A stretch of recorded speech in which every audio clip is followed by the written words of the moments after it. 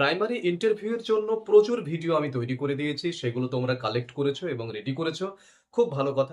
এই সাজেশন ভিত্তিক প্রশ্নগুলো আমি কোথা থেকে পাচ্ছি? এগুলো frequently asked questions, most frequently asked questions মানে সবথেকে বেশি ধরা হয়েছে, প্লাস আমার সবথেকে বেশি ইম্পোর্টেন্ট বলে মনে হয়। তাই সেইগুলোকে আরো সংক্ষিপ্ত আকারে একটা ভিডিওর মধ্যে যত ইনফরমেশন দেয়া যায় সেইভাবে আমি এগুলো রেডি করে দিচ্ছি। এগুলো তোমরা নোট ডাউন করো। যদি প্রয়োজন মনে করো পিডিএফ কালেক্ট করবে, এই নম্বর থেকে তোমরা পিডিএফ কালেক্ট করে নিতে পারো এবং ইন্টারভিউয়ের জন্য একদম পূর্ণ উদ্যমে রেডি হও। প্রশ্ন: বিদ্যালয়ে সপ্তাহে কোন দিন কি খাওয়ানো হয় জানেন?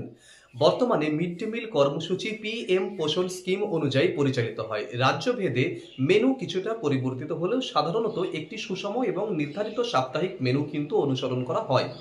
উদাহরণ হিসেবে বলা যেতে পারে সোমবারে ভাত প্লাস ডাল প্লাস সবজি, যেমন মানে সবজি বলতে লাউ, বাঁধাকপি, আলু, পটল ইত্যাদি।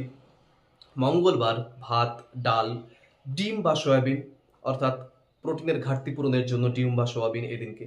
বুধবার ধরা যেতে পারে ভাত প্লাস ডাল প্লাস সবজি। বৃহস্পতিবার খিচুড়ি প্লাস মিশ্র সবজি, যেটাকে বলা হয় ডাল এবং সবজি একসাথে থাকায় পুষ্টিমান বেশি হয়। শুক্রবার ভাত প্লাস ডাল প্লাস ডিম। শনিবার পোলাও, খিচুড়ি, ছোলা, সোয়াবিন, সবজি। মেনু তৈরির সময় শিশুদের ক্যালোরি এবং প্রোটিন চাহিদাকে কিন্তু মাথায় রাখা হয়। পরবর্তী প্রশ্ন: সপ্তাহে কোন দিন ডিম দেওয়া হয়? সাধারণত সপ্তাহে দুটো দিন ডিম দেওয়া হয়, মঙ্গলবার এবং শুক্রবার। তবে কিছু জেলায় মানে স্থান ভেদে এবং বিশেষ পুষ্টি প্রকল্পে সপ্তাহে ৩ দিনও ডিম দেওয়া যেতে পারে বা ডিম দেওয়া হয়। ডিম শিশুদের উচ্চমানের প্রোটিন, ভিটামিন বি 12 ও আয়রনের ঘাটতি পূরণে বিশেষ সহায়তা করে। বাচ্চাদের কয়টা ডিম দেওয়া হয়? সপ্তাহে ২ দিন, ১টি করে সপ্তাহে মোট ২টি। যদি সপ্তাহে ২ দিন ডিম থাকে তাহলে একজন শিশু মোট ২টি ডিম পাচ্ছে সপ্তাহে। কিছু রাজ্যে অপুষ্টি বেশি হলে অতিরিক্ত ডিম দেওয়ারও ব্যবস্থা থাকে। আচ্ছা, আপনি ধরুন হবি বলেছেন কুকিং, তো বাচ্চাদের শরীর সুস্থ রাখতে হলে আপনি কি ধরনের খাবার তাদের উপযোগী বলে আপনি মনে করেন? শিশুদের শারীরিক এবং মানসিক বিকাশের জন্য সুষম খাদ্য অত্যন্ত জরুরি। আমি মোটামুটি যেরকম মেনু দিতে চাই সেটা হলো এরকম যে কার্বোহাইড্রেট ভাত বা রুটি যেটি শক্তির উৎস, প্রোটিন ডাল, ছোলা, সোয়াবিন, ডিম, মাছ এগুলো দেহ গঠন এবং বৃদ্ধির জন্য যথেষ্ট কার্যকরী। ভিটামিন এবং মিনারেল অর্থাৎ সবুজ শাকসবজি যেমন পালং শাক, লাল শাক ইত্যাদি, গাজর, কুমড়ো ইত্যাদি। ফল: কলা, পেয়ারা, আপেল বা মৌসুমী ফল এগুলো দরকার। ক্যালসিয়াম: দুধ অথবা দুগ্ধজাত যে কোনো খাবার অবশ্যই দরকার বাচ্চাদের ক্যালসিয়ামের ঘাটতি পূরণের জন্য। এবং কম তেল এবং কম মশলা খাবার, কম মশলা দেওয়া খাবার মানে পরিষ্কার পরিচ্ছন্ন রান্না, বিশুদ্ধ জলে রান্না এবং কম তেলে কম কম মশলায় তৈরি রান্না আমি সাজেস্ট করতাম। পরপর ২ দিন কি ডাল খাওয়ানো উচিত বাচ্চাদের? ডাল পুষ্টিকর, কিন্তু পরপর ২ দিন একই রকম ডাল দিলে শিশুদের মধ্যে একটা একঘেয়েমির প্রবণতা আসতে পারে। যে কারণে পরপর ২ দিন ডাল দেওয়া আমার মনে হয় ঠিকঠাক নয়। ডালের সঙ্গে যদি ডিম, ছোলা বা সয়াবিনের মতো অন্য প্রোটিন যোগ করা হয় তাহলে আ সমস্যা অনেকটা কমে এবং মেনুতে বৈচিত্র্য থাকলে তবেই শিশুরা আগ্রহ দেখায়। এবং মিড ডে মিলের আমাদের আসল উদ্দেশ্যই তো বাচ্চাদের স্কুলমুখী করা।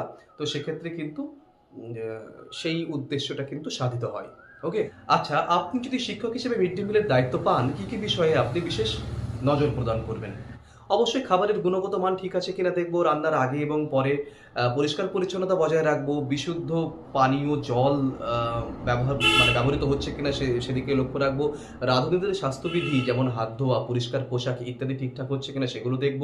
নির্ধারিত পরিমাণ অনুযায়ী খাবার পরিবেশন করা সেটার দিকেও লক্ষ্য রাখতে হবে। স্টক রেজিস্টার এবং উপস্থিতি অর্থাৎ মানে রেজিস্টার সঠিকভাবে রক্ষণাবেক্ষণ করা হচ্ছে কিনা সেদিকেও মনোযোগ দেব।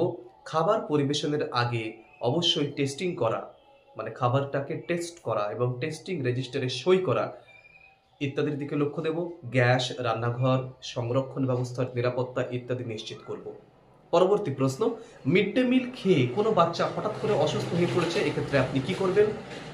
তৎক্ষণাৎ প্রাথমিক চিকিৎসার ব্যবস্থা করব, প্রয়োজনে নিকটবর্তী হাসপাতালে পাঠাবো, অভিভাবককে দ্রুত জানাবো, উচ্চ কর্তৃপক্ষ বা ব্লক অফিসে রিপোর্ট করব, সন্দেহজনক খাবারের নমুনা সংরক্ষণ করব, যদি কোনো খাবারকে সন্দেহ করি আর কি সেক্ষেত্রে সন্দেহজনক কোনো খাবারের নমুনা সংরক্ষণ করব, ভবিষ্যতে যাতে এমন না হয় সেদিকে অনুসন্ধান করব, সতর্কতা গ্রহণ করব। আপনি যদি তিথি ভোজন খাওয়ান তো বাচ্চাদের কি ধরনের খাবার দিতেন? তিথি ভোজন একটি বিশেষ দিন, তো তিথি ভোজন যেহেতু বিশেষ দিন সেই কারণে একটু উন্নত কিন্তু স্বাস্থ্যসম্মত মেনু রাখতে হবে। পোলাও বা ফ্রাইড রাইস, কম তেলযুক্ত ফ্রাইড রাইস, ডিমের কারি, পনির কারি, মিশ্র সবজি, চাটনি, মিষ্টি, রসগোল্লা বা পায়েস জাতীয় কিছু, আ মৌসুমী ফল এরকম আমরা রাখতে পারি। এরকম খাবার অবশ্যই স্বাস্থ্যসম্মত এবং পরিমাণ মতো এবং সকল ছাত্রছাত্রীদের জন্য যদি সমানভাবে পরিবেশন করা হয় তাহলে খুব ভালো। আজকের ভিডিও এই পর্যন্তই। ভিডিওর মধ্যে আমি বেশ কিছু জায়গায় পিডিএফ এর নম্বর দিয়ে দিয়েছি। যদি মনে করেন যে পিডিএফ কালেক্ট করবেন, সেই নম্বর থেকে আপনারা ইন্টারভিউ এর টোটাল পিডিএফ কালেক্ট করতে পারেন এবং ইন্টারভিউ এর এখনো বেশ কিছুদিন সময় আপনাদের হাতে আছে। যে সমস্ত জেলা এখনো পর্যন্ত নোটিশ পাননি তারা খুব ভালো করে প্রিপারেশন চালান। এগুলো নোট ডাউন করুন এবং যেকোনো প্রয়োজনে আমাকে এই নম্বরে যোগাযোগ করতে পারেন। ইন্টারভিউ সংক্রান্ত যেকোনো পরামর্শ বা যেকোনো প্রশ্নোত্তর তৈরির জন্য এই নম্বরে যোগাযোগ করলে আমি মোটামুটি ১ থেকে ১.৫ দিনের মধ্যে সেগুলো সবাইকে ক্লিয়ার করে দিচ্ছি। ভালো থাকুন। দেখা হচ্ছে পরের ভিডিওতে খুব তাড়াতাড়ি।